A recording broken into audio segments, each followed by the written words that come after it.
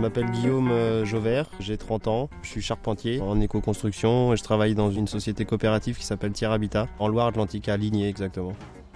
Ce qui m'a motivé à choisir l'éco-construction, c'est mon mode de vie qui est un petit peu écolo. Je suis plus attiré vers une vie simple et des constructions qui respectent plus l'environnement. Mon métier, ça consiste à aménager des combles, créer des espaces de vie dans les combles qui n'étaient pas habités, donc créer un solivage là-haut, refaire des reprises de charpente, isoler la charpente, ou alors la construction neuve, faire la charpente d'une maison classique, ou aussi faire des maisons bois. Donc à ce moment-là, on fait des murs, on fait la charpente en bois.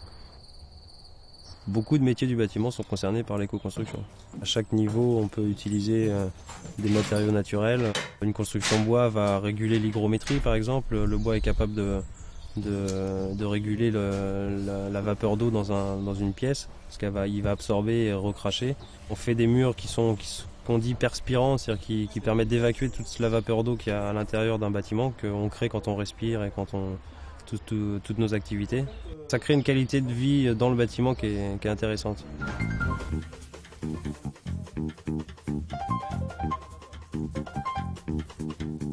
Nous, on utilise du bois qui va être sans traitement chimique.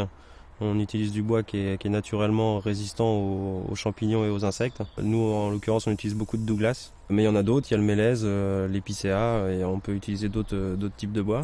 Puis après, ça va être les constructions sur lesquelles on est amené à travailler qui sont un peu différentes des constructions classiques.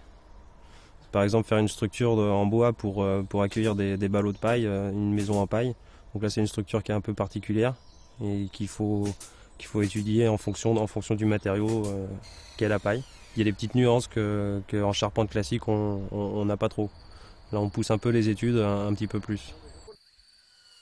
Les qualités requises pour exercer ce métier, il y en a plusieurs. Aimer un peu le travail physique, parce que c'est beaucoup du travail physique. Il faut être aussi assez réfléchi, parce que quand on fait une maison bois, on arrive au tout début, on est les premiers à intervenir, enfin les seconds, parce que les maçons ont fait la dalle, souvent quand il y a une dalle.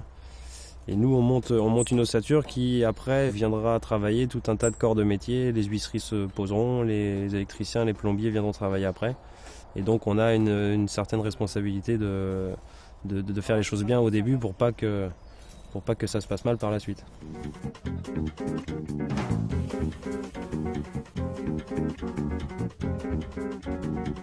J'ai un parcours classique, je suis issu du bâtiment traditionnel. Avant ça, j'ai passé un DUT de mécanique productique, là où j'ai pu apprendre le dessin. J'ai exercé en bureau d'études pendant 4 ans, je faisais de la structure métallique au niveau dessin. Et par la suite, j'ai fait une formation professionnelle qui m'a emmené vers le métier du bois en tant que menuisier. Et de menuisier, je suis passé à charpentier. Les évolutions, c'est de prendre plus de responsabilités en amont des travaux, justement, de travailler en bureau d'études après. Je pense à un moment donné, quand le physique lâchera un peu, on passera plus du côté des études. Et si c'était à refaire, je referais. Je referai.